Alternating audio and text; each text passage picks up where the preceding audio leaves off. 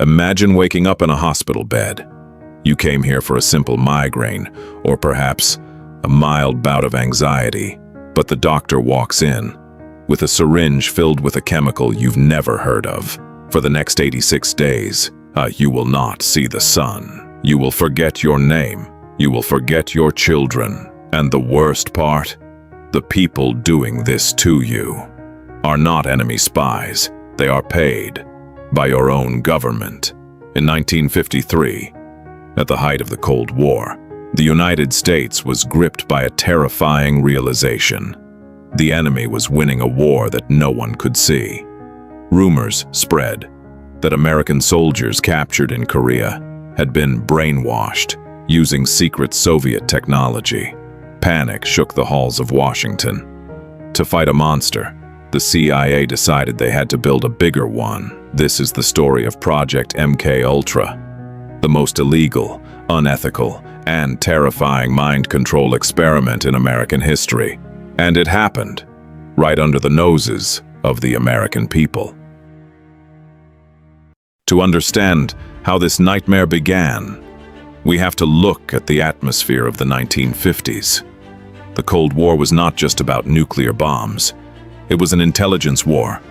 The CIA believed the Soviets, the Chinese, and the North Koreans had unlocked a chemical seed to rewrite human thoughts. In response, CIA Director Allen Dulles authorized a top-secret program on April 13, 1953.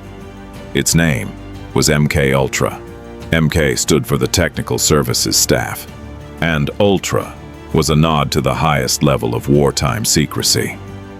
To run this project, the CIA selected a brilliant but eccentric chemist named Dr. Sidney Gottlieb. To his neighbors, Gottlieb was a quiet family man who lived in a log cabin and milked goats. But inside the CIA, he was known as the Black Sorcerer. Gottlieb was obsessed with a single, radical idea: that you could destroy a human mind completely, and then rebuild a new persona inside the empty shell.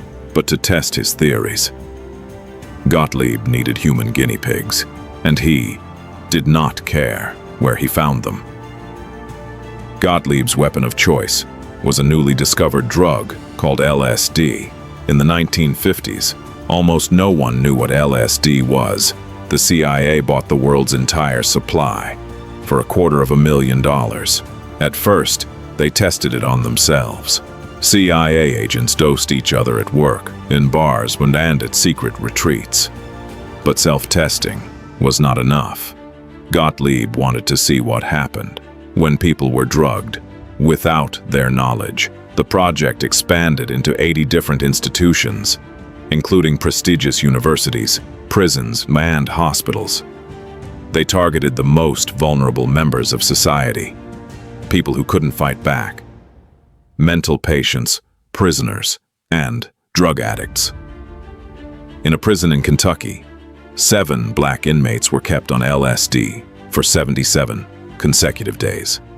At a university in Boston, a young student named Ted Kaczynski was subjected to brutal, humiliating psychological torture as part of a CIA-funded study. Decades later, he would become the infamous Unabomber, but the CIA wanted more control. They launched Operation Midnight Climax. They set up safehouses in San Francisco and New York. Disguised as glamorous apartments, they hired sex workers to lure unsuspecting American men to these apartments. Behind a two-way mirror, CIA agents sat with glasses of martini, watching and filming as American citizens were secretly dosed with heavy chemicals. For 20 years, the American government ran a massive, unregulated human drug trial on its own citizens, and then people started dying. In November 1953, a military scientist named Frank Olson attended a routine CIA retreat. Without his knowledge, Dr. Gottlieb slipped LSD into Olson's glass of Cointreau. Days later, Frank Olson suffered a severe psychological breakdown. He was sent to New York to see a CIA-approved psychiatrist. But on the night of November 28th, Olson allegedly crashed through the closed window of his 13th floor hotel room and plunged to his death. The CIA covered it up. They told his family it was a tragic suicide caused by work stress. For 22 years, the Olson family believed a lie. By the early 1970s, the political landscape in America changed. The Vietnam War and the Watergate scandal made Americans deeply suspicious of their government. In 1973, fearing an upcoming investigation, CIA Director Richard Helms ordered a total shutdown of MKUltra. But he didn't just stop the project. He ordered the destruction of every single file, every report, and every piece of evidence related to MKUltra. Dr. Gottlieb personally oversaw the shredding of boxes upon boxes of documents. The CIA believed their dark secrets were gone forever. They were wrong. In 1975, the New York Times published a bombshell report exposing that the CIA had conducted illegal domestic spying and human experimentation. The U.S. Congress launched the Church Committee to investigate. While searching through CIA archives, investigators stumbled upon a miracle, a misfiled box of financial records that Helms's shredders had missed. It contained 20,000 pages of budget documents detailing the horrors of MKUltra.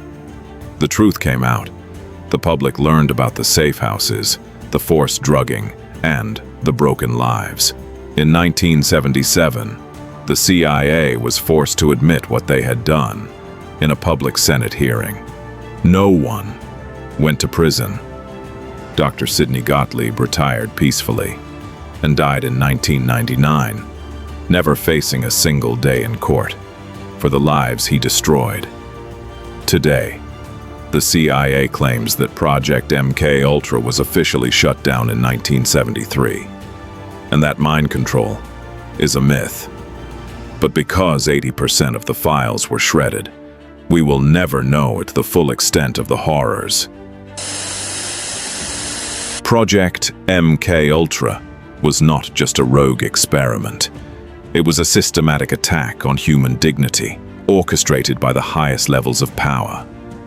For 20 years, the CIA treated human minds like text on a chalkboard, wiping them clean and rewriting them in the dark. They destroyed families, broke brilliant minds, and hid behind a wall of shredded paper. Dr. Sidney Gottlieb, the man who engineered this nightmare, never spent a single day in a prison cell. He retired peacefully, taking the deepest secrets of the project to his grave. Today, the government assures us that MKUltra is ancient history. They tell us that mind control failed and that the project was officially shut down in 1973. But remember, 80% of the files were destroyed. We only know what they allowed us to find, which leaves us with one final, haunting question. If the government was willing to feed chemicals to its own citizens in the 1950s out of fear, what are they capable of today with modern technology? In an era of smartphones, algorithm, and artificial intelligence, the battlefield has changed. They no longer need syringes to access your mind, because we now give them access, willingly, every single day. So ask yourself, is mind control really a thing of the past, or has it just become invisible? It leaves us with one final, haunting question. If the government was willing to do this to its own people in the 1950s, out of fear, what are they doing today in the name of security?